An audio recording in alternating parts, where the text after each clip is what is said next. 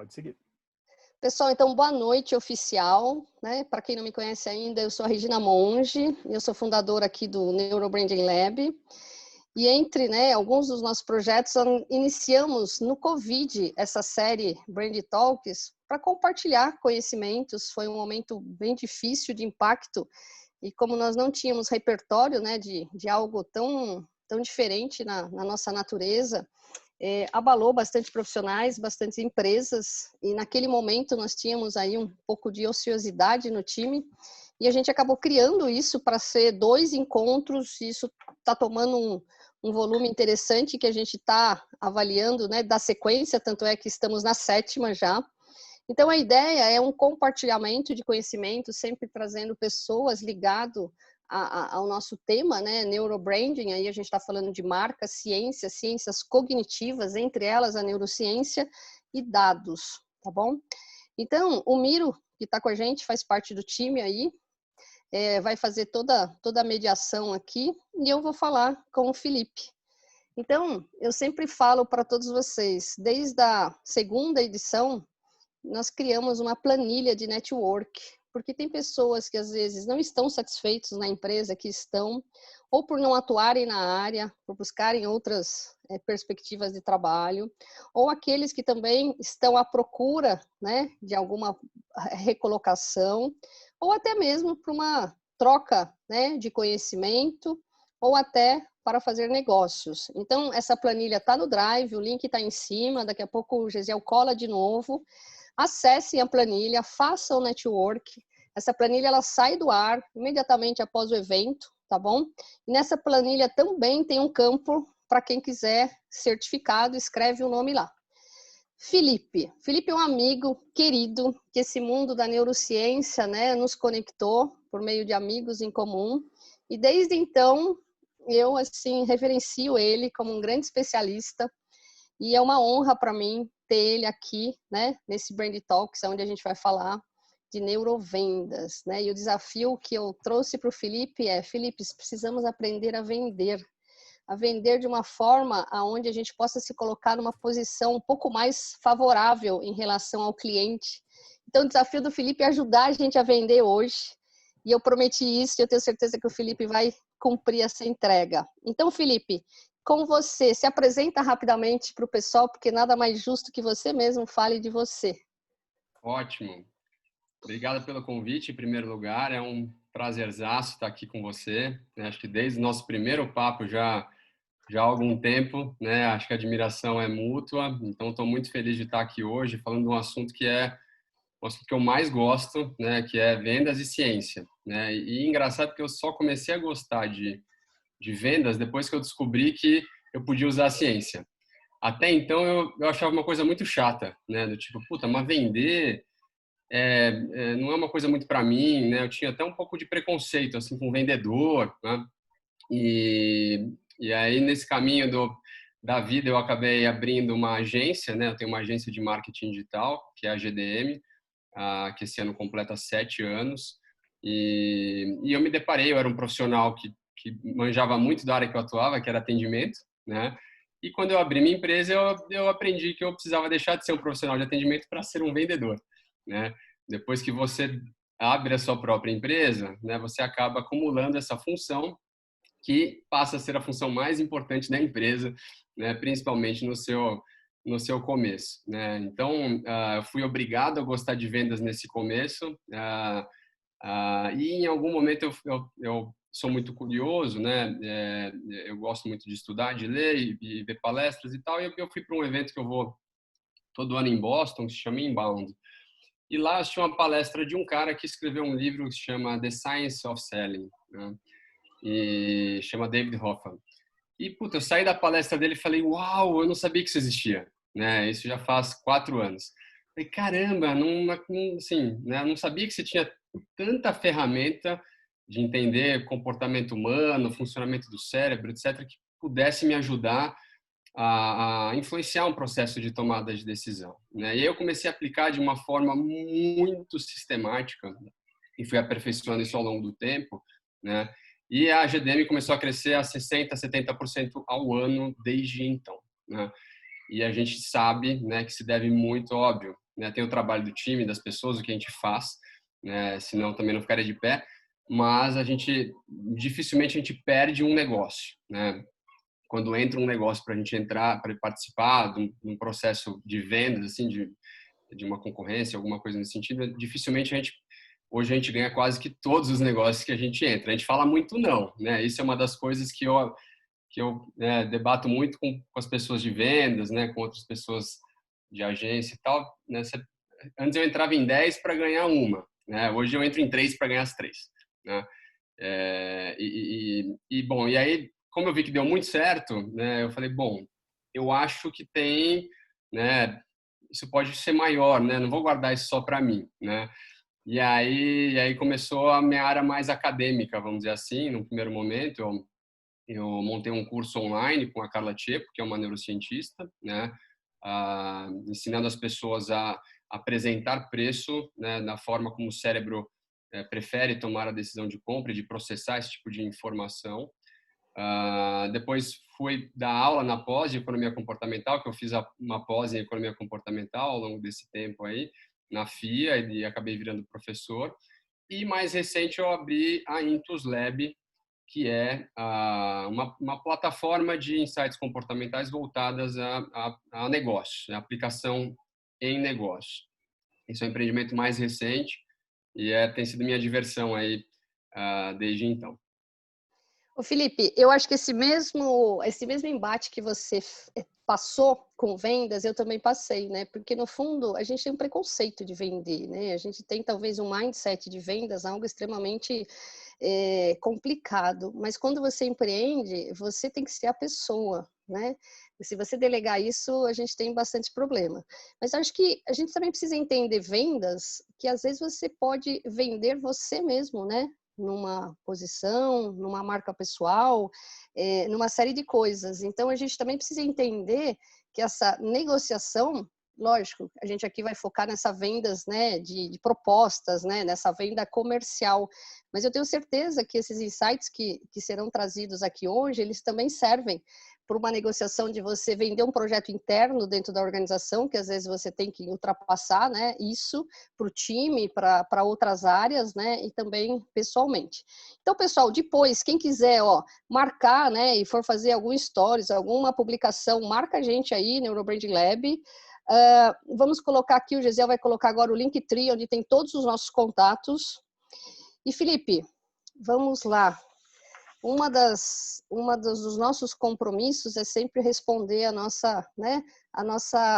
alinhamento da descrição do evento e alinhar essas expectativas. Claro. Então, a partir do momento, né, como é que a gente pode utilizar esse conhecimento, né, essas informações que a neurociência trouxe aí, tão reveladoras ao longo dos últimos anos, e que ainda, se considerarmos proporcionalmente, ainda é só 2%, dizem, né, e esse 2% já representa tanto conhecimento, como é que a gente pode utilizar esse entendimento do comportamento humano para maximizar esse poder de influenciar os processos de venda, né? E mudar um pouco essa posição entre ser a pessoa que está vendendo e o cliente que parece que tem o poder, né? Detém toda a força aí. Conta pra gente. É muito abrangente. Esse processo, né? Quando você começa a entender todos os detalhes, você começa a perceber que você pode influenciar desde antes do processo da venda começar, né, construindo, por exemplo, aí conectando um pouco, você falou da imagem pessoal, né, um dos principais gatilhos de influência é o da autoridade, né, que o próprio Robert Cialdini tem lá no livro dele, o Influence. Um dos gatilhos, ele tem 6 gatilhos, um deles é a autoridade. Quando as pessoas te enxergam como uma autoridade naquele assunto, elas tendem a agir conforme o que você está dizendo a elas que é o que elas devem fazer, sem que elas nem percebam, né? Então, esse gatilho ele é muito poderoso porque pega como exemplo, se você é parado por um policial na rua, né? E ele te fala para descer do carro, abrir as pernas, vai te revistar, tudo que ele te disser, você não vai nem questionar, né? Porque ele é uma autoridade, né? Você vai simplesmente agir, você não vai nem perceber e de certa forma ele vai fazer exatamente o que ele quer fazer com você sem que você nem perceba, porque na sua percepção de um policial é uma autoridade e a autoridade não se questiona, né? Então, esse trabalho, que é um trabalho, vamos dizer assim, de pré-venda, vamos dizer assim, de pré-suasão, começa com qual é o assunto que você domina, né? E com quem você quer falar, né? Assim, com quem são as pessoas que você quer falar e o que mais importante do que você tem a dizer, né, sobre a sua empresa, sobre o que você faz, é o que elas querem ouvir, o que é importante para elas, né? E aí você começa a produzir conteúdo, né, que tem a ver com essa necessidade delas, né? Então, só para dar um exemplo, lá na GDM a gente tem como perfil, né, de pessoas que conversam com a gente, profissionais da área de marketing, diretores de marketing, etc., que tem uma necessidade muito grande que é se atualizar com o que acontece nas mudanças do digital, né? Eles perderam esse bonde, uma boa parte desses profissionais, né? Então a gente fala e produz conteúdo sobre isso, né? E eu, Felipe, pessoalmente estou lá no LinkedIn, etc., escrevendo coisas que vão ajudar esse profissional, né? E ao mesmo tempo eu começo a me posicionar como uma autoridade naquele assunto, percebe? Ô Felipe, um ponto importante que acho que vale ressaltar aqui é que você vai construindo essa autoridade a partir do momento que você está trafegando num determinado assunto, mas que você vai fugir um pouco desse copy-cola que hoje a gente tem no digital, né?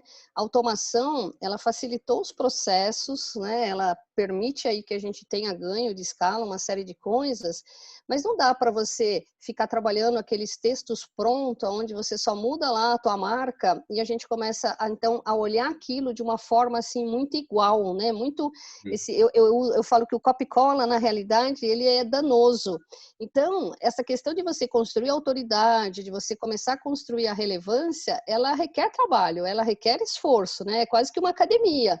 Você vai lá, começa, vai pegando essa musculatura, mas ela não acontece do dia para a noite, mas você consegue olhar para frente e falar o seguinte: estou num caminho de construção de autoridade, de percepção de marca, e não esse mundo fácil, né, do copy-cola que não vai te levar a lugar nenhum. Perfeito, perfeito. E acho que tem uma coisa importantíssima nisso que você está falando e que conecta com o nosso assunto, né, que as pessoas se engajam com histórias, né? As pessoas não se engajam com fatos, dados, números, percentuais, né? Isso não nos motiva. O que nos motiva são histórias, né? Então, o que eu busco fazer nesse processo é ser muito autêntico, né? Então, eu realmente conto histórias, né? Quando eu falo muito sobre economia comportamental também, né? Eu começo a construir e narrar histórias que acontecem no meu dia a dia, né? Eu conto como foi uma reunião com o cliente, eu conto como foi uma negociação com o prospect, mas num formato de história, não é um percentual de X vendas, não sei o quê, né? Isso realmente a gente tem dificuldade, né? O ser humano tem dificuldade de processar número, né? É uma coisa que é nossa, né? E então contar histórias é muito importante nesse sentido, e você, de certa forma, sendo o protagonista dessa história, né? Isso te dá essa autoridade. Ô Felipe, né, a gente que passa pelo neuro, uma coisa importante é assim, não existe milagre na neurociência, né? A neurociência não vem com uma bola de cristal para resolver todos os problemas, tá? A neurociência, na minha visão, ela é uma cereja de um bolo. Se você não tem a massa, você não preparou o bolo não está ali bonitinho, uma ferramenta, né, tecnológica de neurociência não vai resolver de nada para a gente. Aliás, a maior parte do trabalho que a gente faz, ela não envolve a tecnologia. A tecnologia ela é pontual para alguns projetos. Mas você disse uma coisa importante, né, dessa questão do storytelling. Aliás, a gente vai trazer um curso de storytelling com neurociência, viu? Depois quem tiver interesse já vai colocando no chat aqui. Mas o mais importante, né, Felipe, é assim, eu pelo menos, você vai me corrigindo, porque eu acho que você, assim, é um grande especialista, então pode me corrigir também, tá? Quando a gente entende que o sistema 1, que a gente diz, né, o sistema 1, que pode ser de 90% a 95% automático e inconsciente, dependendo do autor, não é porque ele está simplesmente, né, economizando essa energia por uma questão de preguiça, por uma questão de simplesmente, ele não quer estar ligado. Não, é que ele sabe tanto, ele tem tantos milhões de anos de aprendizado e que para ele operar no automático, né, faz jus a tudo isso. Só que nós aprendemos a fazer marketing de uma forma por persuasão, tentando atingir o sistema 2, que é totalmente racional, e na realidade, quando a neurociência vem e ela desvenda isso, e a tecnologia favorece isso, ela só nos mostra o seguinte, é muito mais fácil eu focar num cara, né, entender no cara aí o sistema 1, essa parte do cérebro que é totalmente emocional, totalmente automática e que não sabe ler, e que não sabe processar números, e que não sabe interpretar gráficos, e realmente eu falar com ele do que eu tentar convencer racionalmente o sistema 2, porque daí eu vou entrar numa discussão aí de fight mesmo, né? De prova, de um desgaste que a gente vai perder na maior parte das vezes. Então, acho que o grande ponto é que quando a gente está falando em vendas, a gente está falando em números, está falando em dados, está falando numa proposta fria, e de repente, assim, a gente trazer vendas para algo emocional, né? Acho que esse é o... Não, perfeito, perfeito. E é interessante assim que a gente não sabe, né? As pessoas no geral não sabem que 90, 95%, como se diz, dependendo do autor, age em nível inconsciente, né? E como a gente não vê, a gente só consegue ver o que é consciente, né? O que estamos aqui falando, né? A gente acha que o resto não existe, né? Sim. Quando na verdade o resto, que na verdade é quase o todo, é o maior influenciador em tudo que a gente decide, né? Tem um número que eu não sei se esse número é um número fantasioso ou não, mas você toma 25 mil decisões por dia, né? Sim. E você se você parasse para pensar em racionalizasse cada uma dessas decisões, bom, você não ia conseguir sair do lugar, né? A nossa 24 horas provavelmente seriam 24 anos, né? Se a gente exponencializar isso, ou seja, uma compra no supermercado levaria meses, né? Então, o automático, que eu acho que é o grande, talvez, acho que a grande chave é entender que esse automático e esse inconsciente não é por dispersão, é porque a gente já sabe tanto que a gente precisa economizar esse tempo. Então, esse tempo são as decisões. Aí, não vou fazer só um parênteses aqui, Felipe, porque assim, tem muita gente que não esteve nos talks anteriores e estão sinalizando aqui, para a gente rapidamente, eu vou querer que dessa vez você fale, porque sou sempre eu que falo, até para a gente ter uma visão, mas tem que ser rápido. Traz rapidamente Sistema 1 e Sistema 2 aqui, as diferenças para quem não está familiarizado com o tema, mas pode entrar no Linktree, baixar o manual, que é Neurobranding, que lá vai ter mais organizado isso. Mas rapidamente, só para que as pessoas não fiquem tão desconexas, Sistema 1 e Sistema 2, né? Cérebro emocional e cérebro racional, rapidamente para a gente. Isso é um conceito que veio do Daniel Kahneman, que é um dos grandes nomes da área, Nobel em economia, né? Ele tem um outro livro que é o Rápido e Devagar, né? Esse é um livro que está mais nas livrarias aí, talvez a grande maioria já tenha visto. E o Sistema 1, em resumo, é o que nos permite tomar decisões mais rápidas, automatizadas.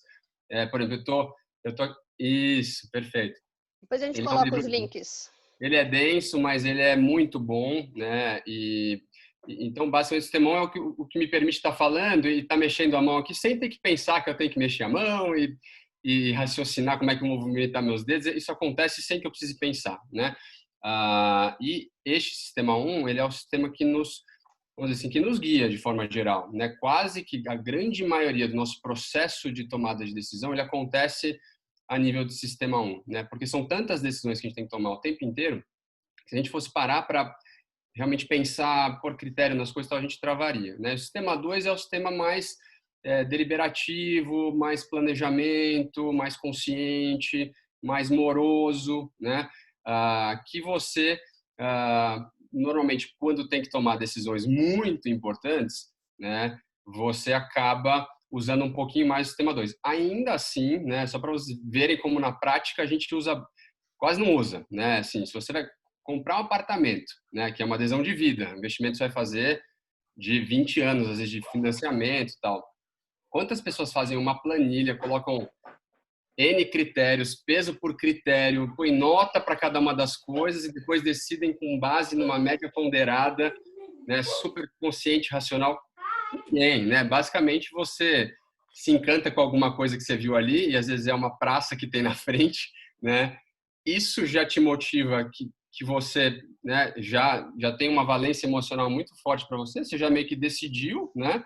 E aí você começa a achar argumentos que vão justificar uma decisão que você já tomou. Normalmente é assim, a gente toma uma decisão emocional, com base nas nossas emoções, que qualificam tudo que acontece com a gente, e depois a gente começa a tentar achar argumentos e justificativas racionais para aquilo que a gente já decidiu, né? Então essa é a diferença de sistema 1 e sistema 2. E acho que é tão forte isso que depois a gente se convence racionalmente daquilo que nós criamos como uma desculpa para justificar aquela ação inconsciente, tá? E não há ninguém que vai conseguir dissuadir a gente daquilo, porque nós vamos justificar porque aquilo faz bem de novo ao nosso ego, aí vai fazer bem ao nosso sistema 1.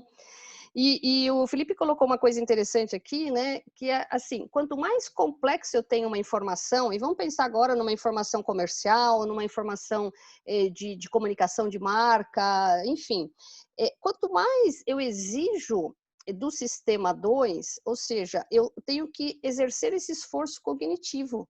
E aí o que acontece? E aí é um desgaste tão grande de energia que aí eu começo a trazer isso para o sistema 2 e dificulta todo o processo. Então, na realidade, quando alguém pergunta, mas então quando eu vendo para o sistema 1 ou quando eu faço uma comunicação emocional, primeiro, ela não é só uma mensagem emocional, ela é uma mensagem que tem que conectar isso a essa persona, né, a essa parte. E a partir daí, é muito mais fácil vender, é muito mais fácil entregar resultados. Mas isso não é manipulação, gente. Isso é você entender que nós, seres humanos, temos o nosso cérebro dividido em duas partes e que uma parte, ela tem uma predominância maior, de 90% a 90%. Então, é muito mais fácil eu falar com ela do que eu tentar ficar aqui brigando em 5%, 10%, que requer um alto esforço cognitivo. E para a gente ganhar tempo, Felipe, hoje é muito comum nas empresas essa questão que a gente fala do oceano vermelho, né? E eu estar disputando o tempo todo preço, preço, preço. Quando não se tem percepção de valor, a gente não vai entrar em brand aqui hoje porque o foco é vendas.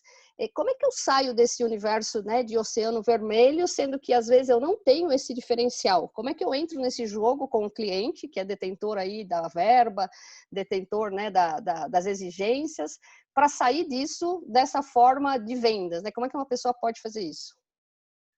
É importante a gente olhar sempre assim, quando pensa sempre como, vamos dizer que sempre que você vai decidir, né, seja aí conectando já num processo de uma venda, vamos dizer B2B, por exemplo, uma empresa comprando da outra, né, e a gente usa esses termos, o B2B, a empresa tal, no fim é uma pessoa comprando da outra, né, é uma pessoa que está lá na empresa que vai comprar de uma pessoa que está lá numa outra empresa, e, portanto, você sim tem sempre um potencial de maximizar o seu poder de influência, né? Na maioria dos casos, né? Tem casos, claro, que é concorrência via sistema, que você não consegue falar com ninguém, né? Que é aquela coisa que quem trabalha com venda sabe, né? Que às vezes você tem que participar, mas no geral quando tem isso você fica realmente muito engessado. Mas quando a pessoa vai decidir entre qual fornecedor contratar ou se vai comprar o seu produto ou não,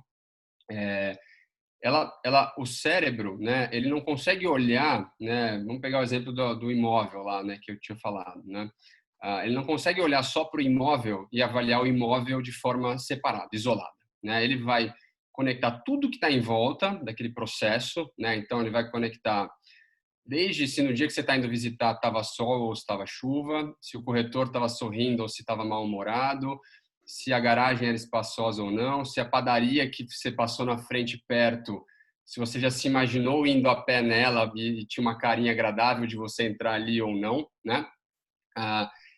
Também o preço, né? Claro, né? Entra nisso tudo e ele junta isso tudo para olhar e dizer se aquilo lá, fazer uma avaliação sobre aquele objeto central, vamos dizer assim. Então, vamos dizer que o que está no meio, né, seria o nosso sistema 2, né, que é o objeto de análise, e o que está em volta é o nosso sistema 1, olhando para aquilo tudo, né, e enquadrando. Né? Então, tudo que está em volta enquadra e molda o que você vai perceber em relação àquele produto, àquele serviço que você está comprando. Né? Quando a gente pensa em preço, normalmente a gente tende a achar que, puxa, eu vou dar desconto, porque se eu sou o menor preço, eu vou vender mais, né? Essa é uma das coisas que a gente, vendedor, aprende em algum momento da vida e quando, na verdade, como é que as pessoas funcionam, né? No cérebro das pessoas, isso a gente chama de heurística, né? É um atalho que você usa, uma regra de bolso, assim, se é caro, é bom, né?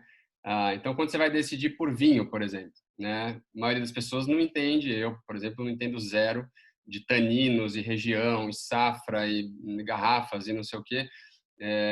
Eu normalmente tenho ali uma, né, assim, vou jantar na casa de um amigo, tal, vou levar um vinho, meu teto de gasto é X, e eu busco o vinho mais caro que com desconto chega em X. Esse é o meu jeito de decidir vinho. Eu não entendo nada de vinho, né, como eu falei, né? Então, essa percepção de que às vezes vou dar o desconto e vou vender mais, ela pode ser um tiro no pé, principalmente se você vende um produto de alto valor agregado, um serviço de alto valor agregado, né? Inclusive uma forma de você se posicionar, né? Porque o preço te ajuda, inclusive em posicionamento, né? Para quem que você quer vender e como é que essas pessoas você quer ser percebido por essas pessoas? Você quer ser uma percepção de que você é promoção e é preço, né? E aí você vai ter seu preço ponto 99, né? Porque é o que remete ou não, né? No meu caso, por exemplo, eu tenho uma agência, que é criatividade, estratégia e tal. Meus preços terminam em 3 ou 7, né? Porque tem pesquisa que mostra que esse tipo de ending price, né, faz com que a pessoa perceba como aquilo algo mais criativo, mais informal, não é uma promoção, né? Então, neste nível, você consegue atuar, inclusive, de como é que você define o término do seu preço, o número que está lá no fim. Eu não sei se, né, dá para você falar, porque, né, a gente tem que ficar dentro de um tema até, né, porque a gente acordou isso inicialmente. Mas, por exemplo, a gente vê muito essa questão, só para você trazer um pouquinho mais de detalhe, quando a gente vê essa questão, né, do final 99 e o final 74, por exemplo. Dá para dar uma palhinha aqui para as pessoas, o que isso interfere, o que isso ativa, alguma coisa nesse sentido? Sim, tem pesquisa que mostra que as pessoas associam preços que terminam em 9 com desconto, com promoção, tá? Então, não necessariamente, né, se você vai no Pão de Açúcar, no supermercado, ou qualquer e-commerce que você entra, todos os preços terminam em 9. Podem reparar, todos os preços terminam em 9.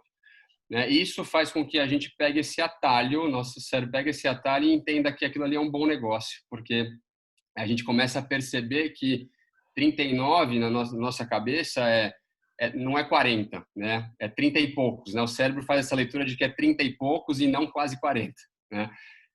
O que para a gente é muito ruim como consumidor, vamos dizer assim, porque é uma enganação, né? É 39,99, pô, é 40, né? 39,99, mas a gente entende como 30 e poucos, né? Enquanto outros términos de preço comunicam outras coisas, né? Então, terminar o preço em 3 ou 7 mostra que é uma coisa menos engessada, não é uma promoção, que pode ser uma coisa um pouco mais planejada, um pouco mais bem construída, né? Que tem outros elementos ali por detrás que não só desconto e promoção. Então, isso sim faz toda a diferença. E até para quebrar um mito, assim, que eu nunca vi nada, já me perguntaram algumas vezes, né? Do tipo, mas então preço quebrado, né? 40.338. Quando você põe preço quebrado, a pessoa do outro lado entende que tem uma lógica por detrás que você calculou, então que não é um preço chutado, tal. Muita gente acredita nisso. Eu confesso que já li muitos livros do assunto, tal, nunca achei nada nesse sentido comprovado, né? Pode até ser verdade, mas eu nunca achei nada comprovado nesse sentido. Legal. Pessoal, pode ir escrevendo dúvidas aí, tá bom? Eu estou vendo que eventualmente eu já respondi uma aqui para a Elisa, mas vai colocando, no final a gente tenta responder, o Miro vai anotando aí, depois ele junta, às vezes uma ou duas, para que a gente possa direcionar. Tem algumas pessoas também perguntando do curso de Storytelling e Neurociência, manda mensagem para o conexão@neurobrandinglab, quem tivesse interesse, o Gesiel vai anotando aí, depois a gente avisa sobre. Felipe, quando a gente está falando aqui, né, o terceiro tópico é criar autoridade e percepção de valor na hora da negociação junto ao potencial cliente, né? Às vezes, quando a gente chega numa reunião, né, eu também estou sempre na linha de frente comercial, eu me preparo para essas reuniões, né? Não necessariamente que eu vou me preparar dias, mas eu não vou para uma reunião comercial sem antes estudar um pouco esse potencial cliente, quando a reunião é presencial, né, ou quando agora no Covid ela é online, enfim, eu faço a minha lição de casa aqui. Que dicas que você dá aí em relação, né, como é que eu entro numa negociação com um pouco mais de autoridade, né, mesmo que eu ainda não seja a referência? Acho que aqui a gente tem uma série de pessoas que não são ainda autoridades em suas respectivas áreas, né, ou funções. Ó, são muitos. Eu ficaria 2 horas falando só disso. Eu vou tentar pegar alguns pontos que eu acho que são chave, assim, né? Ah, se você vende, por exemplo, no meu caso, que tem uma agência, né? É um serviço de alto valor percebido, né? Então, é um investimento alto que a empresa faz para nos contratar, normalmente é um valor mensal, tem um envolvimento muito grande com a gente, né? Tem uma relação quase que diária, né, de conversas e, enfim, o que a gente faz tem um impacto direto no resultado do negócio dessa empresa. Então, basicamente é uma percepção de que é um serviço de alto valor agregado, né? Então, quando eu parto disso, né, eu já na minha cabeça já vira uma chave que é bom. Eu não sou um vendedor, né? Eu sou um consultor, né? Esse cliente tem que me olhar e falar assim, pô, eu preciso trabalhar com essa empresa, eu confio muito nele, né? Eu sei que ele vai fazer o melhor por mim, né? Então, não estou aqui te vendendo nada, né? Eu estou aqui para te ajudar a tomar uma melhor decisão, porque eu entendo muito deste assunto, né? Então, a gente tem muito essa tendência, né? Quando a gente vai, por exemplo, algum cliente pede uma... já aconteceu isso algumas dezenas, centenas de vezes, né? Quero conhecer sua agência e tal. Claro, vamos conversar. E aí a gente senta para conversar e aí a pessoa fala, bom, me mostra aí uma apresentação, né? Você tem uma apresentação da sua empresa e tal? Claro que eu tenho, né? Mas eu nunca mostrei, né? Desde que eu saí da aula do David Hoffman, do Led Boston, eu nunca mais abri uma apresentação da GDM. Nunca mais. Já faz 4 anos, né? Eu sempre inverto para assim, tá, legal, eu posso daqui a pouco te mostrar, mas primeiro me fala um pouquinho sobre você, né? Eu vim aqui para te ouvir, na verdade. Eu quero entender quais são os seus problemas, quais são as suas necessidades, para depois te mostrar alguma coisa, porque marketing digital hoje é muito amplo, né? Alguma coisa que se conecte com isso, né? Dificilmente alguém vira para mim e fala, não, eu quero primeiro ver a sua agência, né? Então começa daí, assim, primeira coisa é assim, eu quase não falo, eu só faço pergunta numa primeira interação com o cliente, né? E isso gera uma mudança muito radical, né? Tem muita gente que chega, já abre a apresentação, conecta lá, começa a projetar e nem faz nenhuma pergunta para a empresa, né? Esse é o pior erro que você pode cometer num processo de vendas. Você tem que entender o que é que ele precisa. E o entender o que ele precisa, né, como alguém escreveu ali, é emocional, né? O que é que ele precisa, né? O que ele consegue conscientemente dizer para a gente é: eu preciso de um site. Ah, legal. Por quê? Aí você começa, né? Aí você faz 5 porquês, né? Você chega na raiz, do problema, né? Não, porque eu não estou conseguindo vender e aí, puxa, né? Eu estou, de certa forma, né? Você sabe que ele quer crescer lá dentro da empresa, né? Então ele precisa mostrar trabalho. Então tem coisas relacionadas a isso que você começa a entender. Bom, então tá. Então eu consigo te ajudar nesse sentido. Mas primeiro é sentar e perguntar, por mais tentador que seja falar sobre você, porque a gente quer falar sobre a gente, certo? Né? Quem melhor, tirando as nossas mães e avós, quem melhor do que a gente para falar de nós mesmos? Não tem. Boa. Ô, Felipe, acho que você colocou um ponto aqui que vale a pena a gente esticar um pouquinho, né? Eu trabalhei em algumas empresas e eu sempre fugi da área de vendas, né? Exatamente por ter aquele preconceito, né? Eu tenho bem mais idade que você é um menino. E numa época que não tinha digital, né? O digital, no começo da minha carreira, não existia. Então, eu sempre fugi de vendas, tá? Mas em toda empresa, eu sempre falava assim, me traz o cliente aqui que daqui ele não sai. Então, eu sabia conquistar o cliente na entrega, nos resultados. E sempre, né, por diversas empresas que eu passei, eu recebia a sinalização do tipo, não, Regina, você deveria atuar em vendas, mas eu tinha aquela visão, né, aquele mindset de uma vendas, um negócio, puta, não é para mim, não. E aí, como você disse, quando a gente empreende, é uma necessidade, aí não tem como. E quando eu empreendi, vou contar aqui, ó, bastidores, está gravando. Eu errei muito, tá? Por quê? Primeiro porque eu já tinha o preconceito de vendas. E eu peguei o começo do digital, tá? Então, a agência fazia um 360 no início, quando ela era agência, né? Já tive o modelo agência 360, a gente cresceu muito também, mas naquele contexto lá, meados de 2008 para 2009, o digital ainda estava embrionário. E eu me aproximei muito da SPM, com um grupo de inovadores, então eu já trouxe o digital com performance para empresas na época pequenas e médias que não entendia muito bem o que era o digital naquela época, tá bom? Mas que ele não tinha pudor de falar, preciso vender mais, né? Preciso ganhar dinheiro. E você chegava para entregar performance e falava para o cliente assim, que legal, Elisa, estuda na SPM, e falava para o cliente assim, então, só que o seu site está muito ruim, seu site não vai, né, funcionar. E um monte de defeitos que eu trazia para ele, e era fato, tá bom?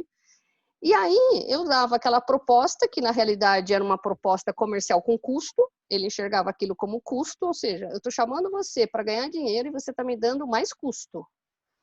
Né? E aí eu errei as primeiras vezes, porque, né, não estava criando um diferencial. E aí eu lembro que eu brinco, né, que eu me espelhei nas Casas Bahia, foi quando eu entendi o seguinte, falei, eu vou financiar essa empresa. Então eu já falava o seguinte, eu vou te trazer resultado no início, já, você vai me contratar, a gente já vai trazer resultado para você. Mas um resultado limitado, porque tinha limitações técnicas, né, de um site que estava ultrapassado, de uma marca, enfim. E a partir daí, ele entendia isso, e então, quando você começava a entregar resultado, ficava muito mais fácil depois essa relação. E eu deixei de vender, tá? O cliente é que comprava. Acho que esse é um ponto importante. Chega uma hora que você deixa de vender e o cliente compra de você. Isso são papéis invertidos. Eu também faço muita pergunta, Felipe. E é tão interessante que, assim, e aí é um ponto da gente entender o sistema 1. Eu falo isso muito em aula, quando eu dou aula de neuromarketing.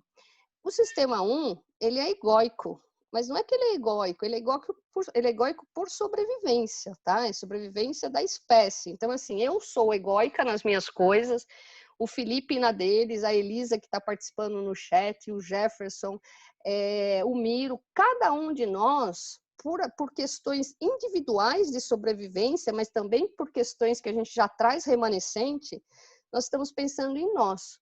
E as empresas, elas foram treinadas e aculturadas a falar delas. Então, eu sou melhor nisso, o meu produto é melhor nisso, eu tenho o prêmio X, o prêmio Y, etc, etc. Ela está falando dela. E eu tenho que falar do cliente. E eu só posso falar do cliente quando eu crio esse diálogo de ouvir, né? Então, acho que assim, essa arte da escutatória com o cliente, porque quando você para ouvir, eu já fechei diversos projetos que a empresa me dá um feed falando assim, ninguém parou para me ouvir. E eu fechei com você porque você parou para me ouvir. Gente, é bizarro isso.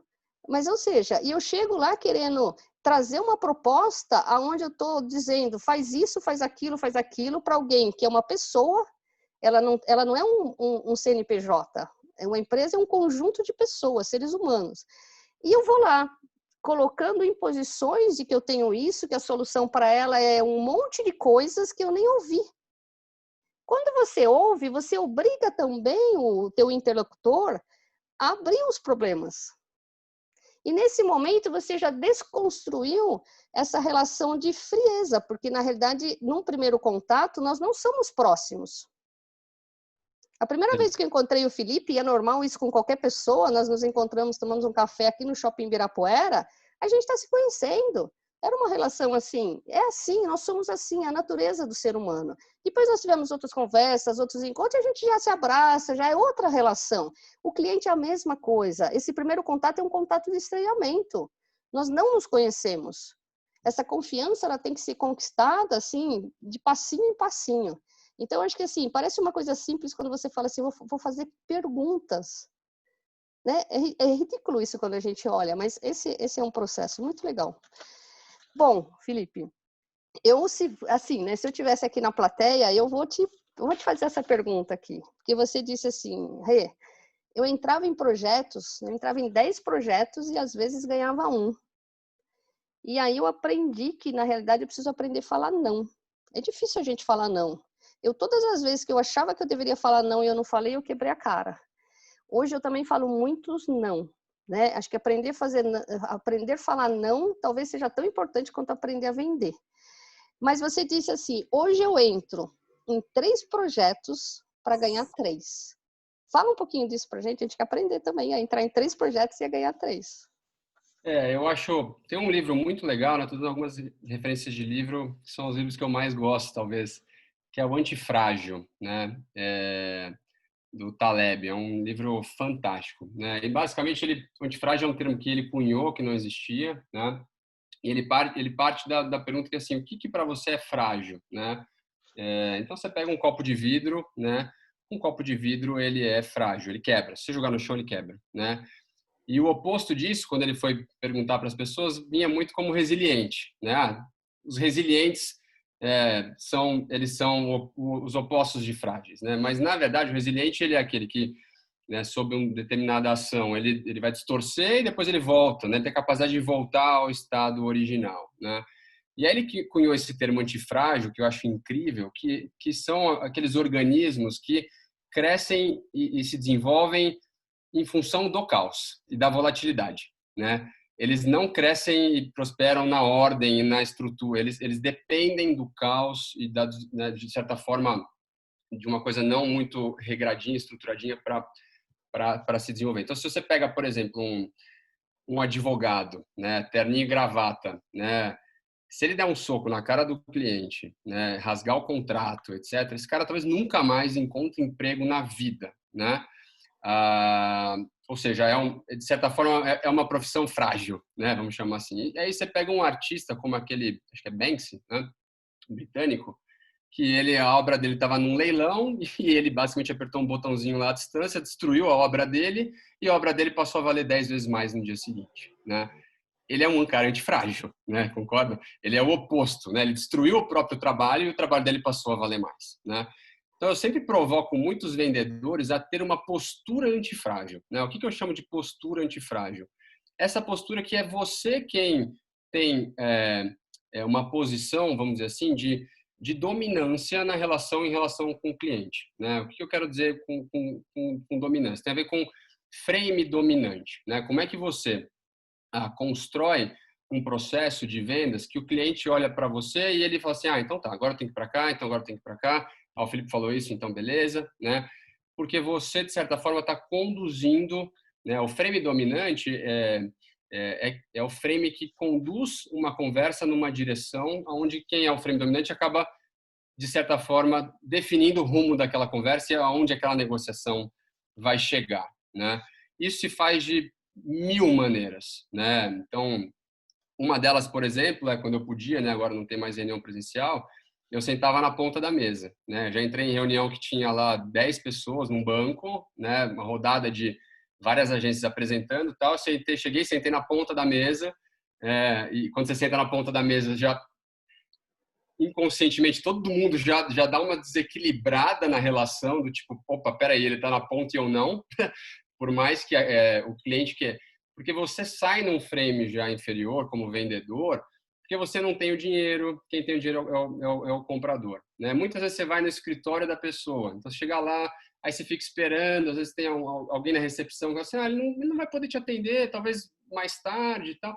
No geral, quem vende já sai num nível de frame muito inferior, né? E o papel do vendedor para conseguir chegar onde ele quer chegar e aí ganhar essas três vendas é quem consegue conduzir o processo na palma da mão, é quem consegue ser antifrágil e é quem consegue falar não, né? Então, hoje, né, até para fechar o exemplo do banco, quando eu sentei lá na ponta da mesa, a diretora de marketing do banco falou assim, legal, você mostra então sua apresentação? Eu falei, não, na verdade, vocês me chamaram aqui, eu primeiro queria saber, né, o que é esse projeto, né? Você tem um briefing, né? E eu quebrei, ela não sabia o que responder, ela começou a engasgar para me responder, né? E a partir daí o frame era meu, né? Eu comecei a conduzir toda a conversa, né? Até que num determinado momento eu poderia ter ido lá e mostrado minha apresentação, mas eu já não precisava, né? Eles já tinham me comprado, né? Então, saber falar não para o cliente em vários momentos, né? E quando você acha que eu não queria mostrar a apresentação porque eu sabia que era pior para aquela negociação. Se eu fosse eu ficar falando de mim mesmo uma hora, seria pior. Ninguém ia chegar em lugar nenhum, provavelmente eles não iam me escolher, eu não ia fazer o melhor possível para o trabalho para eles, né? Eu falei não. Outra coisa é como é que você tem critérios claros, né, de com quem você precisa falar, né? Então eu tenho muito claro quem é o meu perfil, quais são as necessidades, se já trabalha com agência ou não, que tamanho de empresa tem. Quando chega, por exemplo, escritório de advocacia procurando a gente, eu já sei que não vai dar certo, porque em 7 anos nunca deu, então não vai ser hoje que vai dar certo, né? Eu já sei que não vai dar, por estatística, né? Então esse é o que eu já agradeço e indico para um amigo, né? Porque eu sei que comigo não vai ter negócio. Então eu falo, não, pode ser um escritório enorme, e pode ser que eu tenha perdido uma boa oportunidade aí, mas de cada 10, talvez eu fosse ganhar uma, talvez, né? Então eu já falo não, né? Mas é difícil, é um processo de se tornar antifrágil. Ô, Felipe, acho que um ponto, né, é bem legal essa questão do frame, né, que era uma coisa que a gente queria que você trouxesse. Eu percebo isso acontece muito comigo. Às vezes você está numa reunião e que na realidade, assim, nem o cliente sabe muito o que quer, né? Ele sabe do problema dele, mas ele não sabe efetivamente o que pode resolver aquele problema. E aí, se ele passou já por alguém, ele às vezes já vem fazendo uma solicitação. Eu quero isso, isso, isso, isso, aquilo, né? Eu utilizo, quando alguém chega com uma lista para mim, eu já falo assim, cara, se você já sabe o que quer, não é aqui, né? Lógico que não de uma forma assim, né, parecendo grosseiramente, né? É Claro. evidente que a gente conversa e entende, mas quando alguém já quer impor o que ele quer, é porque já tem algo errado no processo. E hoje eu percebo que na maior parte das vezes esse decisor ele está corrido, ele tem uma série de outros problemas, assim, hoje a gente percebe que nas empresas 85, 90% do tempo eles estão resolvendo problemas, eles estão apagando incêndios, eles deixaram de pensar, e se eles deixaram de pensar, e eles estão apagando incêndio, e eu tenho isso em entrevistas com grandes executivos, que eles abrem o jogo e falam assim, Regina, a gente não consegue mais trabalhar estrategicamente. O time está reduzido, eu não tenho mais time, né? Eu estou aqui numa batata quente. E numa batata quente, ele vai se apoiar em alguns nomes fortes, porque ele também tem dificuldade de se expor, ele também não quer perder o trabalho dele. Só que por isso que você precisa fazer com que ele confie que você tem como ajudar ele. Acho que esse é o primeiro ponto. E o segundo ponto, eu dificilmente participo de concorrências assim que você vai num monte de empresas, mas já aconteceu no passado. E você colocou um outro ponto importante, que é assim, as pessoas já chegam lá com a sua apresentação, falando da empresa, né, ou seja, falando do seu negócio, sem entender o que o cliente quer e fica tudo muito igual. E aí eu imagino, né, que quando você traz, e isso é interessante, que acho que esses aprendizados da economia comportamental e da neurociência, é que você pode se tornar esse cara de vendas ou essa mulher de vendas, né, no conceito de que você é um consultor, né? Você não está lá para vender, seja um produto ou um serviço que requer uma habilidade, aonde se você não entender a dor daquele cara efetivamente, né, o momento da empresa, a empresa está crescendo, a empresa está em queda, o Covid acelerou o teu processo, o Covid você perdeu o dinheiro no Covid, então, que nem hoje eu recebi um prospect aqui, uma média grande empresa, e ela queria um rebrand para 30 dias. Eu falei, cara, se alguém fizer isso para você, pula fora porque você vai perder teu emprego. Você entendeu? E se você pensa, né, você vai falar assim, cara, um cliente de porte médio é uma média empresa, né? E se você pensar só no financeiro, a gente vai se ferrar. Porque a gente não consegue entregar um projeto de rebranding para uma marca que está com problema, de uma marca querida no mercado, e você vai falar assim, 30 dias. Eu falei, cara, se alguém oferecer isso para você, pula fora, que é o seu que vai estar na reta, entendeu? E aí ela fala, como que eu seguro a ansiedade da alta gestão? Então, eu acho que às vezes a gente tem que pegar na mão desse potencial cliente e ajudar ele a enfrentar esses desafios internos, porque se ele não tem essa bagagem para dizer para uma alta gestão o cuidado que ele tem que ter. Então, por exemplo, vamos pegar uma empresa, às vezes, de 20, 30 anos, está com problema, Covid afetou, já vinha com problemas, e eu tenho que justificar assim, cara, tem que fechar o projeto em 30 dias? Cara, você tem que convencer que assim, eu vou colocar em risco 30 anos a minha empresa em 30 dias? Será que eu não tenho que esticar um pouquinho isso mais? Será que eu não tenho que fazer uma outra fase? E às vezes a gente fica com receio, porque a gente também está precisando vender, mas às vezes você falar não, você consegue sair na frente. E aí, assim, muitas vezes você fala não perguntando, você não precisa falar não diretamente, né? Então, num caso como esse, assim, e aí quando você faz umas perguntas que a resposta, sempre que a resposta para o cliente for sim, eu sou um imbecil e vou fazer isso, ele vai falar não, né? Então, por exemplo, você pergunta para o cliente assim, tá, mas então você prefere um negócio histórico, uma marca super querida, tal, que tem anos, tal, vocês vão realmente fazer meia boca, preferem fazer meia boca e fazer de qualquer jeito só para pôr alguma coisa no ar, mas que talvez dê até mais prejuízo, é isso? Exatamente. A resposta é ou sim, eu sou um imbecil, ou não, peraí, deixa eu ver um pouco mais, deixa eu pensar um pouco mais, né? E aí você não falou não para ele, mas ao mesmo tempo você falou que não faria nesse formato porque não faz sentido, né? E aí, olha que interessante, o sistema 1, por ele ser egóico, se alguém falar isso para mim, eu tenho duas reações, ou três, mas assim, uma delas eu vou falar, Felipe, vai para aquele lugar, ou eu vou ouvir o Felipe falando que esse cara tem razão. Eu posso até não fechar com ele por ego, mas eu vou mudar a minha perspectiva de entender o problema, né?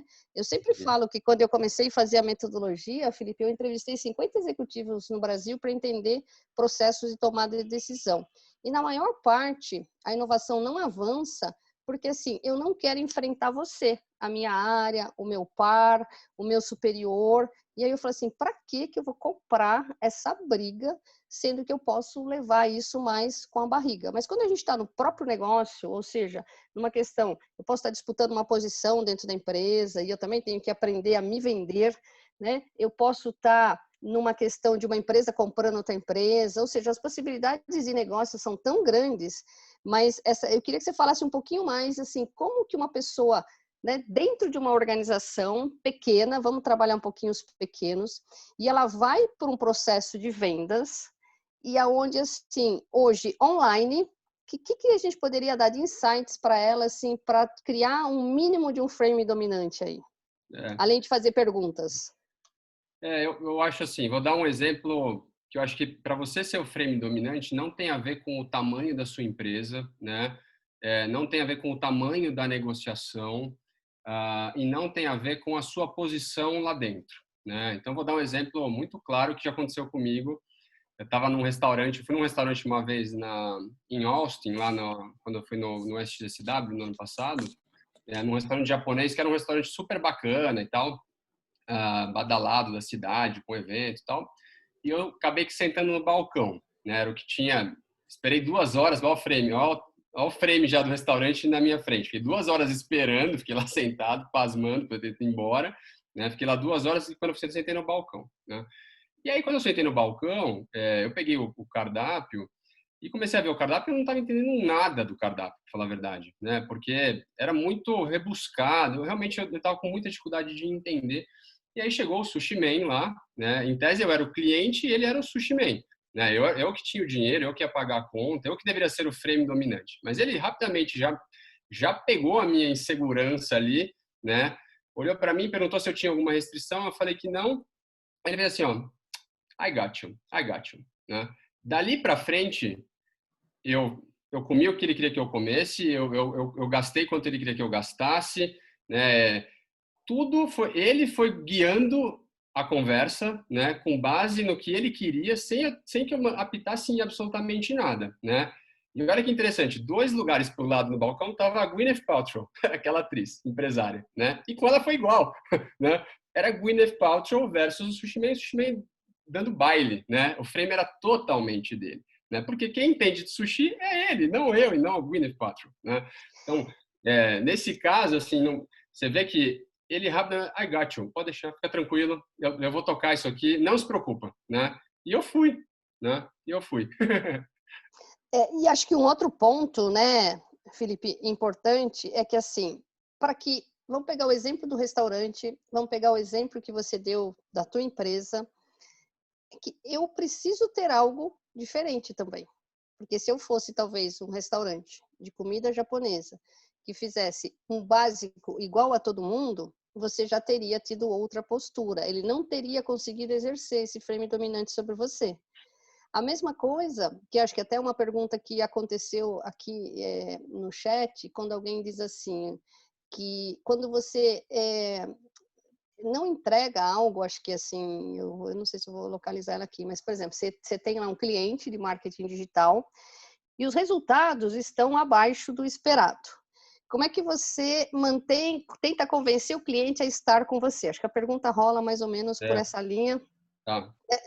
A questão é assim, se você não entregou aquele resultado que você alinhou na expectativa, já houve talvez um alinhamento de expectativa inicial errado, que você não investigou o suficiente, não buscou dados o suficiente para se comprometer. A gente aqui, quando estabelece...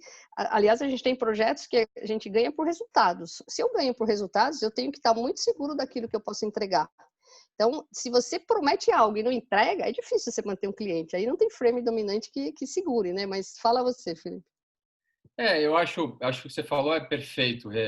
Expectativa como, assim, são relações humanas e das principais coisas que afetam o relacionamento é a expectativa, né? Aquela coisa do casal que casou e o marido não queria ter filho e a esposa queria, e depois de 2 anos se separaram, né? Porque não teve um alinhamento claro de expectativa, né? Então, lá na minha agência, por exemplo, a gente, desde a largada, seta as expectativas o máximo que a gente pode, né? E a gente define depois o que a gente chama de KPIs, né? Como é que a gente vai mensurar isso e acompanhar, etc, né? Isso é uma coisa muito importante, né? Mas fazer a gestão da expectativa também é muito importante, porque às vezes não está dando certo e não é porque você está fazendo um trabalho ruim. Às vezes não está dando certo porque o que o cliente está fazendo do lado dele lá também não está funcionando, ou ele está fazendo alguma coisa que ele poderia estar fazendo melhor, né? Então, vou dar um exemplo. A gente atende uma escola super renomada aqui de São Paulo, e a gente faz um pouco de tudo lá, muito conteúdo, geração de leads, etc e tal. E a gente estava mandando muita gente interessada para lá. E aí não vendia, né? E aí o cliente, lá no processo de conclusão dele, a primeira conclusão é assim, não, pera, então a GDM está fazendo um trabalho muito ruim, essas pessoas aqui não são muito bem qualificadas, não tem o perfil da escola e tal. Falei, tá, então tá. Então vamos fazer o seguinte, deixa eu passar um dia aí recebendo essas ligações. Deixa eu entender o que você faz depois que a pessoa liga aí para conversar com você, né? Deixa eu ter essa visibilidade. Aí você começa a enxergar a quantidade de ruído e de fricção que tem no processo do cliente que atrapalhavam o processo de decisão, né? Muita informação, numa ordem esquisita. A pessoa tinha que ir até a escola, não podia fazer online, o curso era em um período X e o pagamento em um período totalmente diferente. Então, um monte de coisa que muito atrapalhavam o processo decisório, né? Então, assim, a gente falou, bom, tá, legal, né? Vamos, então, otimizar, né? Vamos tirar o máximo que a gente puder dessa fricção, desse seu processo, que não está na minha mão, que está mais na sua, mas que e aí é sempre assim, pensar como, também é uma outra coisa muito importante, como vendedor, né, como empreendedor, como sistemas complexos. A gente tende a olhar as coisas, um relógio é um sistema simples, por exemplo, acabou a bateria, você troca a bateria, ele volta a funcionar. Mas normalmente um negócio, quando ele não está dando certo, não é porque tem uma causa só, tem muitas causas, né? Então você começa a olhar para o cliente e fala assim, bom, vamos ver quais são hipóteses e quais são todas as causas. Talvez você não descubra todas, né? Mas você consegue, aí você começa a mapear e entende às vezes que a posição da porta de entrada faz com que a pessoa não entre, porque o comportamento dela passa reto ao invés de entrar, né? E isso influencia o comportamento, a decisão, né? Tem um exemplo recente que eu vi de alguma estação de trem, acho que no Japão, que eles estavam tendo muito as pessoas bebiam, né? E aí elas caíam no trilho, né? E a cadeira era virada em direção ao trilho. Então a pessoa levantava, cambaleava e caía. Eles inverteram a cadeira de lugar de forma que, para a pessoa virar, ela já caía antes, né? Então você vai lá e muda o contexto, né? Se uma coisa que Você não vai conseguir fazer as pessoas pararem de beber, né? Esquece, não é isso que vai resolver, né? Redução da quantidade de acidentes que estão acontecendo ali na plataforma. É mudando o banco de posição, né? Então, esse olhar mais de sistema complexo, né? De que tem várias coisas que influenciam e que você consegue agir em algumas e outras, não necessariamente é campanha, não necessariamente é propaganda, às vezes é mudar o contexto, né? Nem toda a solução que a gente dá para o cliente, né, o que a gente tem para oferecer, não necessariamente é o que vai resolver o problema dele, resolver uma pequena parte, né? Ele tem outras coisas que passam por ele, às vezes é uma mudança de modelo mental, às vezes para o cliente aceitar algumas coisas e começar a mudar nesse sentido. Eu acho que tem perguntas assim, né, que diz, como é que eu faço isso? Às vezes eu tenho que interferir em processo. Eu acho que vai de cada empresa, mas se você fizer um bom diagnóstico de todos os pontos de contato, de como que é o processo de vendas, fica muito claro você saber que aquilo deveria estar performando e não está. E aí, acho que, por exemplo, o Felipe deu um exemplo. Ele vai lá e pede para passar um dia. Ele rapidamente ele já vai entender que o problema não é com ele, mas ele consegue apontar onde tem que olhar. E depois, se não for algo que a agência resolva, porque está envolvendo processos, pode estar envolvendo o sistema, etc, etc, ele consegue orientar o cliente de onde está o problema, né? Acho que esse é um ponto. Felipe, para a gente fechar as perguntas, né, para poder até abrir para as pessoas, né, poderem participar, quando a gente coloca aqui que é a ansiedade dos profissionais, né, e aí é muito mais, às vezes, profissionais que estão debaixo de uma área comercial, né? Porque aqui a gente acabou trazendo bastante questões quando eu sou a pessoa de vendas, né? Então, assim, um indivíduo. Mas, às vezes, eu tenho uma equipe grande comercial, né? Uma hierarquia dentro dessa estrutura e eu tenho que adaptar aquela urgência do cliente, que quer o preço para ontem, que quer a proposta, e eu simplesmente, além de oferecer uma proposta padrão, eu ainda depois chego ao meu gestor, né, a minha área, e começo ainda a querer negociar preço, né? Como é que a gente administra essa ansiedade das pessoas entre mandar 10 propostas e não fechar nenhuma, e mandar 3 e fechar 3 ou fechar 2, né? Começar a mudar até uma questão de mindset também. O que você dá de dicas aí? Tá. Eu acho que é muito de mindset mesmo, né? É você olhar como uma construção, né? O processo de vendas como uma construção de uma jornada e que se você consegue maximizar o seu poder de influência, e aí, assim, você consegue muito mesmo, né? É impressionante como você consegue conduzir o processo quando ele está na sua mão. Você trouxe o frame, quando você consegue desenhar quais são essas etapas, né? E você define o momento que vai de uma para outra. É você que está impondo esse ritmo de uma forma geral. Como funciona, como dá certo, né? Você vira uma chave na sua cabeça e começa a dar muito certo, né? Então, aquela coisa de, recebi um pedido de orçamento aqui por WhatsApp, vou correr aqui para fazer, o cliente pediu para hoje, você vai lá e faz e já manda de volta, né? Sempre nessa expectativa de que você vai fechar um negócio, né? Então, primeiro assim, pega as últimas 10 que vieram por WhatsApp, que você voltou de volta por WhatsApp, que você não falou com a pessoa, vê quantas você ganhou, né? Vê quantas deram certo, ou que veio por e-mail e que você teve que devolver por e-mail num prazo de tempo curto, né? Ou que o cliente não pôde falar com você, não quis falar com você, e você fez a proposta mesmo assim e mandou por e-mail para ele, porque tinha o prazo, né? Primeiro, olha, né, para não ser uma coisa, eu tô achando, pega como base de dados mesmo, né, e vê quantas você fechou nesse processo. Provavelmente, poucas, né? Provavelmente poucas, né? Então, eu acho que assim, por exemplo, uma das coisas que eu faço muito lá na minha empresa, né, nesse processo de definir, de ter o frame na minha mão, é ter uma jornada, né? Então, sou eu, Felipe, GDM, que definimos quais são as etapas. Não é o cliente. Se o cliente vira para mim e fala, olha, preciso de uma proposta para amanhã, eu volto para ele e falo assim, então, de novo, sem falar não, mas fazendo perguntas inteligentes. Para amanhã, com certeza você vai ter uma proposta muito desalinhada, que não vai fazer sentido nenhum e tem grande chance de você jogar seu dinheiro fora, né? A gente não trabalha desse jeito. O GDM não trabalha desse jeito. E se você receber propostas de outra agência nesse período, né, como você fez lá com o seu cliente, né, provavelmente tem alguma coisa errada, né? Se você quiser seguir desse jeito, boa sorte, né? Mas se você quiser alguém que ajude, que seja um consultor estratégico, que olhe de uma forma interessada para o seu negócio, aí você vem falar com a gente, né? A grande maioria, né, aceita o nosso processo, né? Quando ele percebe que é ele que vai levar vantagem, né, ele começa a entrar na nossa, já na largada, assim, pô, mas realmente eu vou fazer um processo todo corrido, um negócio enorme, investimento alto e tal, né, com um briefing todo desalinhado, né. Uma das primeiras coisas que eu faço é impor o frame na largada, como eu falo, né. Então, e aí quando o cliente vira e fala, tá bom, puta, legal, pô, muito obrigado, tá bom, então, tá bom, eu topo conversar com você, né, pode ser dia tal, dia tal?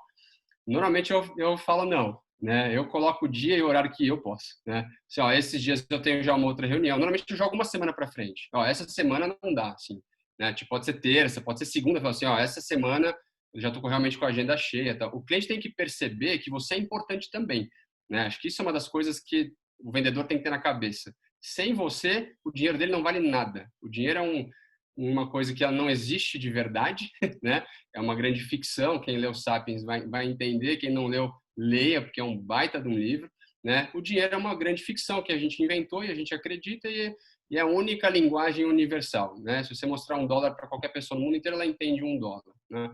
Mas ele de fato não existe e não tem valor nenhum se ele não puder comprar outra coisa. Então, você tem que se pôr nessa posição de eu sou a coisa mais importante aqui, que sem o que eu tenho para te oferecer, seu dinheiro não vale nada, né? É, por Aqui, aí. Felipe, eu não faço nenhuma proposta se eu não converso, pelo menos pelo telefone. Eu não consigo Perfeito. fazer uma proposta de estratégia se eu não conversar.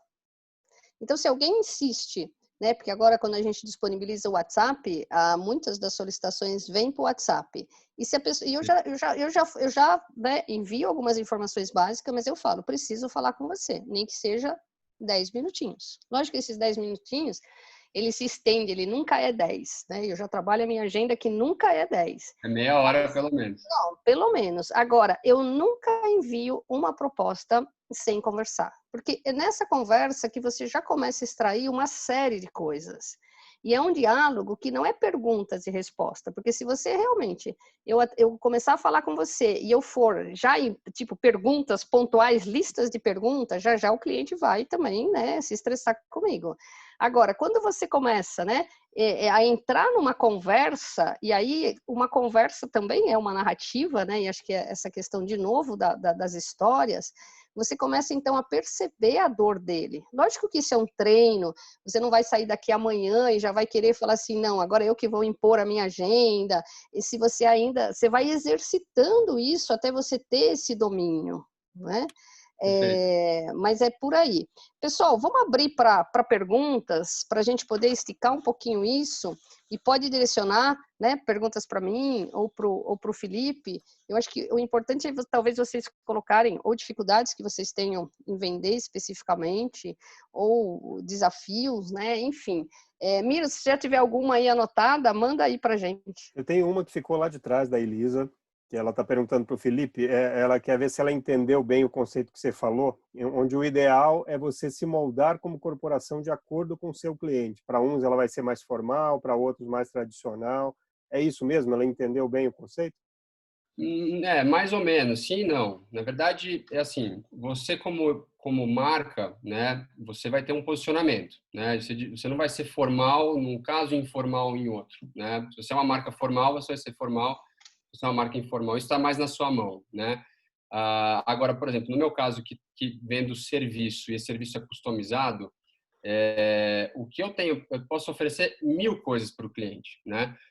Então, quando eu entendo o que ele precisa, quando eu for apresentar a proposta para ele, eu vou continuar uma narrativa que começou dele me contando o que ele precisava e eu estou trazendo as soluções que fazem mais sentido para o negócio dele. Eu não estou trazendo tudo que minha agência tem para oferecer, né? Eu estou levando o que faz sentido para as necessidades dele, né?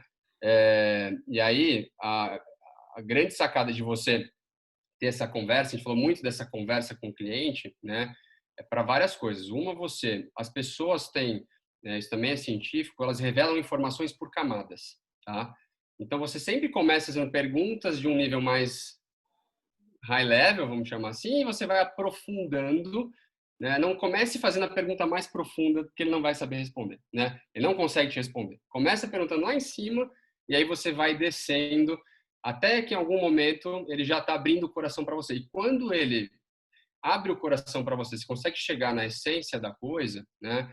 a chance de quem fez a pergunta ganhar o negócio é muito maior, né? Então, por isso que é importante você fazer perguntas e você se molda no sentido de construir a narrativa que faz sentido para ele, né? Então, pela Intus, eu estou dando uma consultoria para um escritório de arquitetura que apresentava a proposta template padrão, né? E a minha dinâmica com eles lá é muito interessante porque eu estou acompanhando eles desde a reunião de briefing com o cliente. Eu brinco que eu sou estagiário delas lá, eu fico escondidinho na câmera, né? E a reunião de briefing para montar a proposta, para apresentar, eu fui direcionando elas, né? E a transformação foi assim radical, né? Elas não acreditavam, né? Era uma concorrência com 5 escritórios e elas ganharam, e elas não acreditaram assim como mudou. A proposta que elas apresentaram era uma proposta para aquele casal que tinha aquela necessidade específica daquele jeito, assim, 30 slides daquele racional que elas levaram era para eles, não para mais ninguém, né? E isso fez com que elas levassem. Então, é nesse sentido que você adapta a narrativa para a necessidade do cliente, não o seu posicionamento, né, a sua forma de trabalhar. E acho que um ponto importante, Felipe, quando você diz assim, lógico que quando você está vendendo, né, a não ser que a sua venda seja uma venda mais técnica, eu tenho um cliente que é produto, mas é um produto mais técnico. Mas a não ser que você esteja num produto de bens de consumo, né, que você é simplesmente produto, você precisa dessa venda consultiva. E essa venda consultiva não dá para você criar um modelo padrão de proposta ou de apresentação e mandar igualzinho para todo mundo. Porque às vezes você está num segmento de indústria, daqui a pouco você está no segmento de varejo, você está no segmento de serviço, com produtos específicos, com concorrentes específicos. Então, eu extraio dessa conversa inicial com que a empresa concorre, qual é a dificuldade dela, se nos últimos 3, 5 anos ela está crescendo, ela está estagnada, ela está em decadência, né? Não é decadência a palavra, eu falo que ela está perdendo mercado. E se a empresa tem realmente um objetivo de negócio, né? Não é simplesmente uma especulação, ela vai falar. Tá? Aí alguém me perguntou aqui no particular, né, como é que a gente vira a chave para que um cliente que a gente deixe de vender e o cliente compre. É evidente que você não consegue fazer isso num primeiro contato de um cliente seu, mas eu, por exemplo, ao longo da nossa história aqui, eu acho que do Felipe não deve ser diferente, quando a gente traz um cliente para dentro, ele fica sem a gente ter o esforço de falar com ele assim, você vai continuar com a gente? Porque, primeiro, a gente tem aquela expectativa alinhada desde o começo, e eu sempre alinho uma expectativa da nossa entrega baixíssima em relação à expectativa dele, porque a gente sabe que a nossa entrega vai ser muito superior àquilo que está alinhado, que para ele já é alta. Então, a gente sabe que nós vamos entregar algo muito acima da média, que é muito fácil você chegar nesse acima da média pelo nosso padrão de entrega, tá? Então, assim, isso tem que estar ajustado dentro da sua estrutura. Então, e a gente estabelece algumas regras aqui. Então, na hora que você supera a expectativa dele, mas não é a expectativa nossa, porque dentro da nossa expectativa, aquilo já é default. E aí o cliente, então, ele, vamos dizer assim, ele se encanta e ele quer mais. E aí você deixa, então, desse processo de vender, porque ele também enxerga crescimento. A gente está construindo um case, Felipe, de uma empresa, a gente diz, né, B2B, porque, né, vende, mas na realidade, como a gente sempre fala também, a venda é sempre de pessoa para pessoa. Mas é um segmento hard, e a gente teve uma transformação no negócio da empresa, que a gente mudou hoje o comportamento dos sócios porque virou um negócio da empresa. Então, ele chega para a gente e é tipo assim, o que a gente vai fazer agora? Não é aquilo assim, eu vou ou não vou renovar um projeto com vocês. Então, eu acho que o grande ponto é, primeiro, você ter a capacidade de entregar aquilo que você alinhou na expectativa, né? A sua promessa. Segundo, se você prometeu um resultado X, que você entregue aquele resultado X. E se você não está conseguindo entregar aquele resultado X e que ele não é um problema seu, então cabe você investigar onde é que está esse problema. Porque senão vai sobrar, evidentemente, para você. Temos mais pergunta, Miro? Sim, ainda tem aqui. O Lucas pergunta, falando em marketing digital, quando uma campanha não atinge o resultado esperado, como é que a gente vai abordar para o cliente permanecer com você? Era essa que eu você acho que estava essa que a gente respondeu lá atrás, né? Se ele não alinhar a expectativa, e aí precisa ver se ele não entregou, por quê? O problema está dentro, o problema está fora, acho que a gente já falou sobre essa. Então tá bom. Mais alguém? A Josiane mandou uma agora há pouco, perguntando qual é a dica de postura do profissional para a venda de um serviço para o governo do estado. Ela fala que ela é publicitária, especialista em marketing, e dá um frio na barriga vender em milhões. Como é que funciona essa abordagem? Provavelmente para o governo ela deve ter um processo, né, de licitação, enfim, né, uma série de coisas aí. Ou não sei se passa por isso ou se é uma venda sem licitação. Evidente que tudo que envolve milhões, você tem que estar muito alinhado de novo, né, na sua capacidade de entregar. Por isso que você tem que tomar muito cuidado quando você vai em uma concorrência. Eu disputei pouquíssimas concorrências na minha vida pública, e porque tem muitas cartas marcadas, né? E joga o preço lá para baixo, e às vezes você, naquela ânsia de ganhar um projeto grande, mas que para executar aquele projeto, as tuas margens vão estar tão apertadas que às vezes você vai se comprometer, né? E dependendo do projeto, a gente tem projeto que a gente tem acordo de SLA, e aí se você não cumprir prazo, se você não cumprir aquilo que você entrega, você cai num jurídico, né? Então, eu não sei se o Felipe passa por isso. A gente também tem que estar muito atento a essas questões, né? Às vezes eu posso ganhar um cliente grande, mas eu tenho essa capacidade de entregar? Os meus parceiros que eu vou envolver, sejam terceirizados ou o meu time, vai garantir essa entrega? Então, acho que esse frio na barriga, ele tem que estar muito mais atrelado à sua capacidade de enxergar para dentro do seu negócio. Eu não sei o que o Felipe consegue contribuir aí. Eu acho que tem uma coisa aí que é o cliente não pode perceber que você está inseguro, né? Que você está desesperado por aquele dinheiro. No doesn't matter o tamanho dele. Pode ser R$ 1.000, pode ser R$ 1 milhão, pode ser 10 milhões de reais.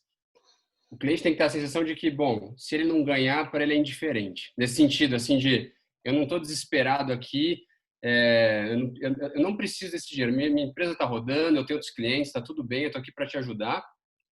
Entender a situação e principalmente ver se tem sinergia entre a gente, né?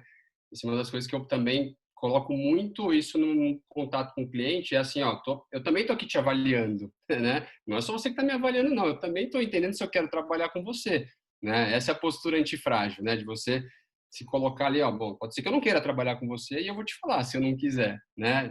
Da Mesmo forma que mais isso não seja a sua real situação, né? Eu acho que aí que entra não essa seja. questão. É. Mesmo que não seja. Mas se o cliente percebe que você está desesperado por aquilo, né, que você está needy, provavelmente ele vai acabar fechando com outro. Né? Então você tem que ter uma postura que é, pô, legal, mas você não tá deslumbrado porque são milhões, né? Beleza, são milhões mesmo, e ok, né?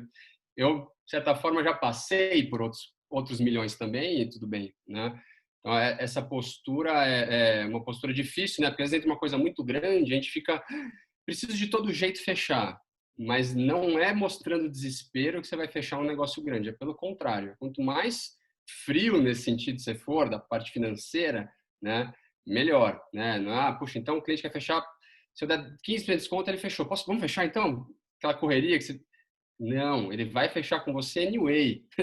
Se você está negociando desconto, provavelmente, dependendo do serviço, não sempre, mas muitas vezes o cliente já te comprou, né? Você tem que perceber em que momento o cliente já te comprou.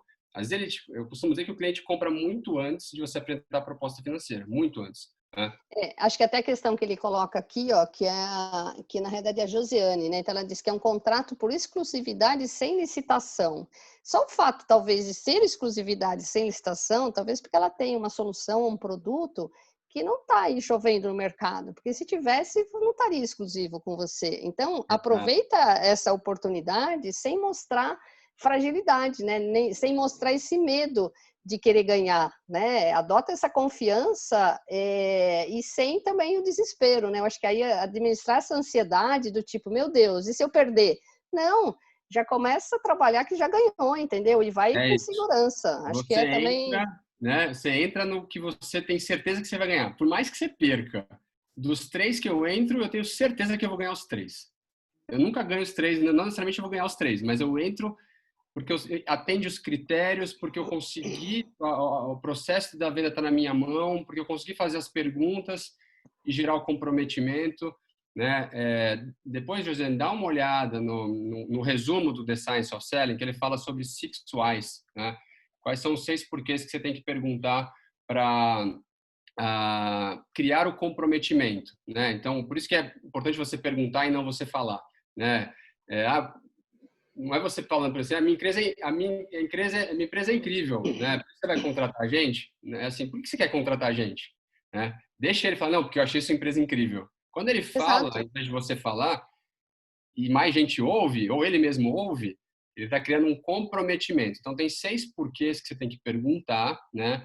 Que fazem com que ele fala que tem uma fórmula, né? Que são 6 porquês mais o estado de humor positivo. Então, não adianta nada também, naquele dia, a pessoa ter se separado, ter vindo direto da reunião de conciliação, de divórcio, para conversar com você. Esse dia vai dar errado, né? Esse não é um dia que vai dar certo, né?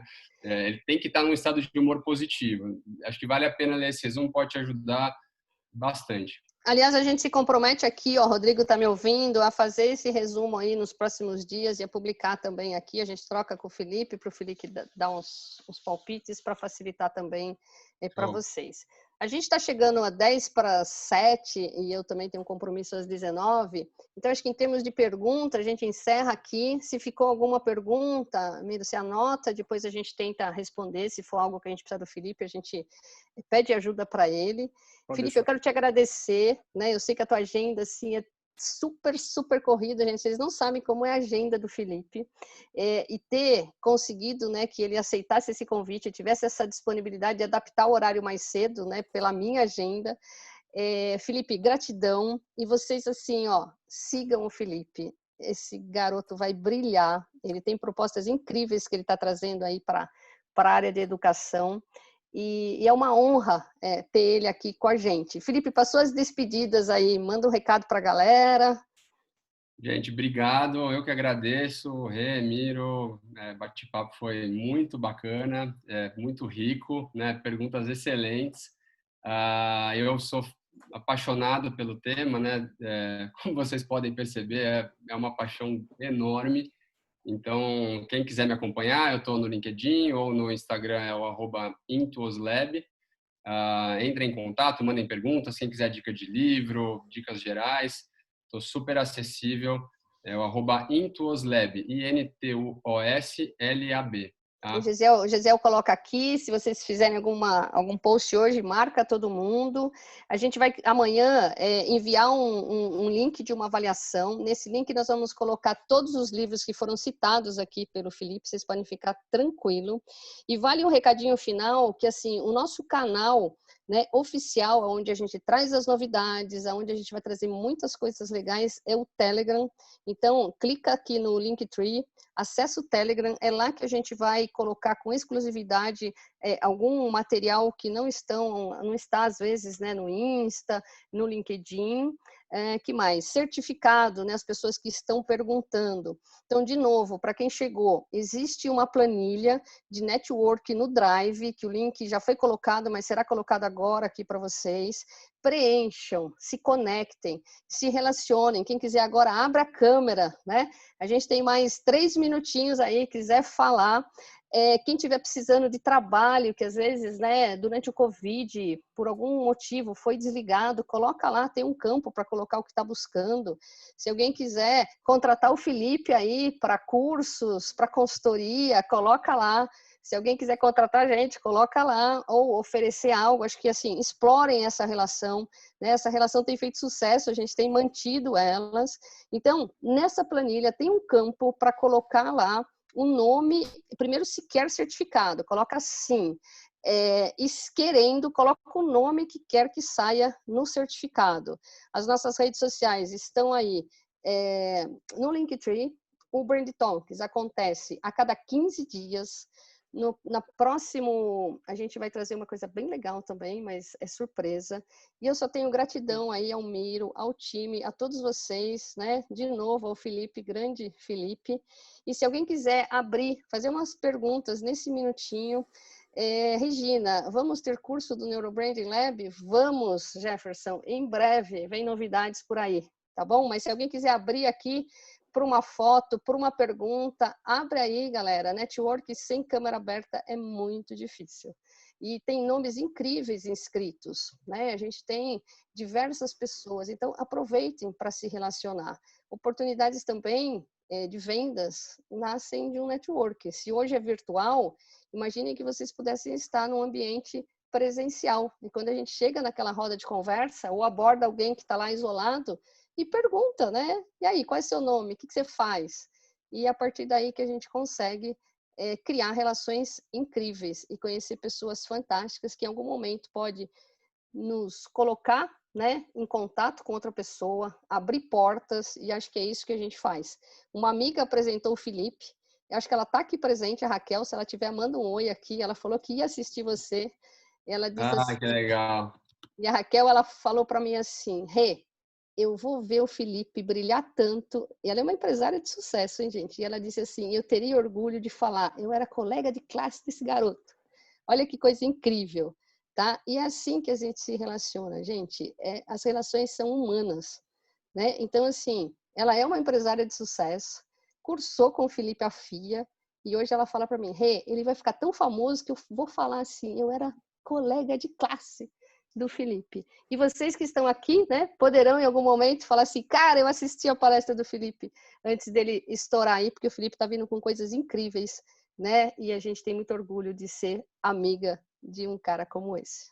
Obrigado pelas palavras. Ficou até sem graça aqui. A Raquel, poxa, Raquel é um ser iluminado de outro planeta. Eu espero que quando eu renascer em algum dia, em algum momento, eu seja um pouco mais como ela. É uma pessoa maravilhosa. Só tenho a dizer isso da Raquel.